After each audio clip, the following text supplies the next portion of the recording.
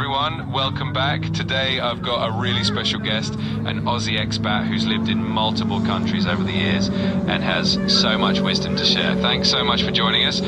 First up, tell us where you're currently living and what life looks like for you these days. So just early 40s, engineer, worked for big tech here in America for the last 11 years. 2 young kids, financially independent now, and just enjoying life. The last 6 years I've been in Las Vegas, and prior to that was in Seattle. You can probably guess which of the few big tech companies are in Seattle. That's awesome. It sounds like you've really carved out a great life and career over there. And I'm sure a lot of people can guess which big tech company is based in Seattle. So let's rewind a bit. What originally motivated you to leave Australia and start this journey abroad? So in high school I saw this play, Death of a Salesman, and there's a line in there that talks about someone who's 17 and then they walk into the jungle, and then after 10 years they walk out of the jungle and they were rich. And that sort of the idea of just stepping into the unknown is just very exciting. And then obviously in the real world, that means travel and different cultures and seeing things.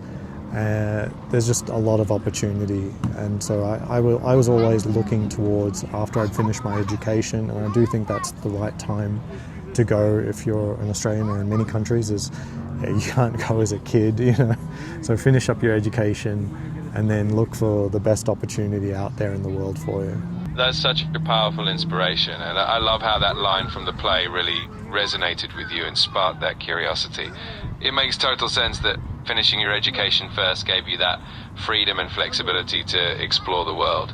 And clearly it's worked out brilliantly for you. So for anyone listening, that's a great reminder that sometimes stepping into the unknown is where you find the most growth and opportunity. Right, continue the interview. Don't make me prompt you. You're the host. Absolutely, let's keep it rolling. So after you took that initial leap and started exploring different countries, what were some of the biggest surprises or challenges that you faced early on, and how did you navigate those experiences? Early challenges. So, obviously every country is a bit of a culture shock, but it's really quite minor, and for the most part, it's usually a bit of fun, sort of learning new things and getting up to new things, meeting new friends and opportunities. But I would say consistently, and I've seen other expats and I've hosted au pairs in our family, and consistently it's very difficult to adjust to the food and groceries of a new place. Even if you're very well aware of these and you've done it before, this adjustment period takes like 1 to 3 years. It's just reality, and some people handle it better than others. If you're like very food driven emotionally, and it can happen, it can be very, very difficult. So identifying where you can get your comfort foods is probably a good tip. Better than that is learning actually how to make them. So I know how to make Australian meat pies and dim sims at home, which nobody does in Australia, right? But when you're abroad, it might be your only option. That's such a great point, and it's amazing how something as simple as food can have such a big impact on feeling at home in a new place. Learning to recreate those comfort foods definitely sounds like a fun and rewarding solution. And speaking of adjustments, were there any particular countries that stood out as being especially welcoming or easy to settle into, or maybe some that were a bit more challenging? Yeah, that's a really good question. So some cities are really, really open, and some cities are not. And I'd really focus on cities, but there are some, overarching cultural aspects to each country as well. But there are different cities for different times in your life, and certainly in your 20s, you really need a city that is very welcoming and has a lot of people that are open to inviting new people into their friends group, their circle of friends. I found that London was a very good place for that, but more established cities that don't have as many immigrants, like early on, in my 20s, I spent some time in Sydney, and that's not my hometown. I spent some time in Zurich. These cities were much harder to make genuine friends, and I wasn't as successful as London, a really big city with a lot of people who are also new to the city. So, what you're looking for is typically a cosmopolitan city, and you're going to be in relatively good stead. Unfortunately, like Seattle, there's a lot of immigrants, but you get this thing called the Seattle freeze, and it's very difficult. So certain cultures have different things. In America, a lot of people make their friends groups around certain activities, like joining a club, like golf or a maker group or something like that. And that's probably the biggest difference between Australian friend making and Americans, is that Americans, the context matters. And in Australia, I think we would have the feeling that they're not genuinely a real friend, quote unquote, if they weren't friends outside of that one context. They're just your darts friend, and that's it. And then, that's not a real friend. But I think Americans, that is their real friend. And if they would think the other way, it's like, if you stop coming to darts, then you don't really want to be their friend, is sort of the general take-up. So joining clubs, membership, sports, any time there's sort of like organised groups, that's your friend group in America, not so much in other cultures. That's such an interesting perspective, and it really shows how different cultures shape social life in unique ways. It's definitely valuable advice for anyone moving abroad to be aware of how friendships and social circles can form differently. So for anyone listening, the takeaway here is to stay open and proactive about joining groups and activities, especially when you're settling into a new place.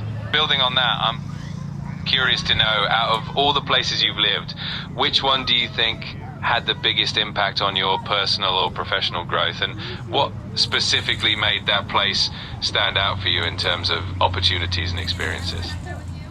So if it was purely from a professional perspective, I think I would have been a little bit further ahead if I'd started my career in big tech. So I'd started in London. I ended up working at the London Stock Exchange, for tech, doing fintech. So those first 5 to 7 years, were good and good context. They weren't wasted. But I think I would have learned even more about my chosen career ultimately, as like just being, an expert level engineer, if I had gone straight to Seattle or the Bay Area and just started working at one of the big techs, right out of the gate. That being said, I didn't have the same setup. I didn't have friends in America who could give me the leg up, and I did in England. I didn't have an American passport. I had an English passport available to me. So it probably shouldn't have been a huge issue to get like a visa or something like that, but I didn't really know enough. But if I really knew, I would have probably pursued that a little bit harder. But at the time, what I saw was that I could get paid more in England than potentially what I could even get paid in America. So I just chased the money without really thinking that are the real places that I can really, really learn how to be a top-level engineer. Is England the right place for that? So that's what I would do differently. I would see, like, if in 20 years, what does my job look like? Who can I learn from to get to that level? And for sure, America's the best place for a software engineer. That's a really insightful reflection, and it definitely highlights how sometimes the environment and the people you surround yourself with can make a big difference in your career growth.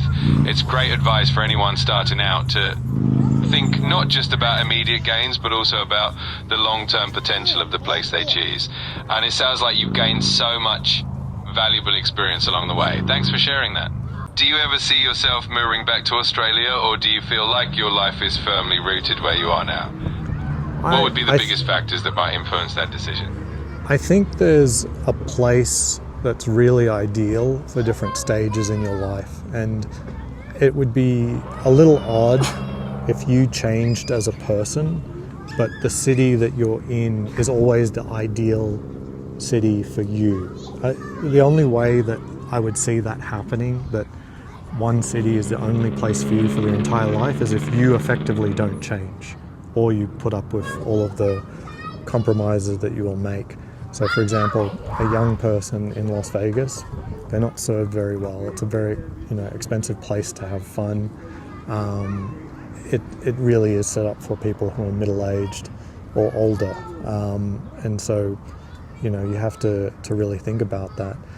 I think that there are certain lifestyles in Australia that are ideal. So if you want a combination of sort of like professional work and surfing, and you want to do that on the regular, Sydney is an amazing place for that. And I'm from Melbourne, so I'm talking up Sydney in this case. But that's not me. At the moment in my life, I need to raise a family. I don't like spending any time with huge amounts of traffic. Education is very important to us in terms of what our kids have available to them. And America has a lot of options for children. The other place in the world that I would consider moving to is England. But for sure, they have fantastic education options there. Very expensive, but they do. And those are the kinds of things that I see in terms of country and potentials at my stage in life. I would like my kids to see their cousins a little bit more, but if I look at the logistics of what life actually looks like in Australia, in general, I think the quality and standard of living is lower. The quality of the education, or at least the education options, are much fewer. And in general, I feel that the attitude that I see in Australia, in general, an outlook, is not something that I want them to learn. to be honest, so like one of the anecdotes between me and my other Aussie expat friends is that it's almost impossible to get an Australian to admit that there isn't something that Australia isn't the very best at. Like, try to ask, do Australians make the best cars? Do they have the best food? Do they have the best bacon? Do they have, so on and so forth? And they will argue with you almost invariably, regardless of how crazy the proposition is that Australia would have the best of X, Y, or Z. I don't. There's not a particular trait that I think I like, and there is other traits like humility that I do like, but they actually don't serve you well in other countries. So one of the things that Australians tend not to do is to spruik themselves and stuff like that.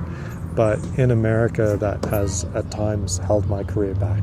Australians like to be quiet achievers, but unfortunately in the world, to get ahead, you need to achieve and also make sure you celebrate your achievements as well. And that's been sort of a cultural setback in my experience, in my career.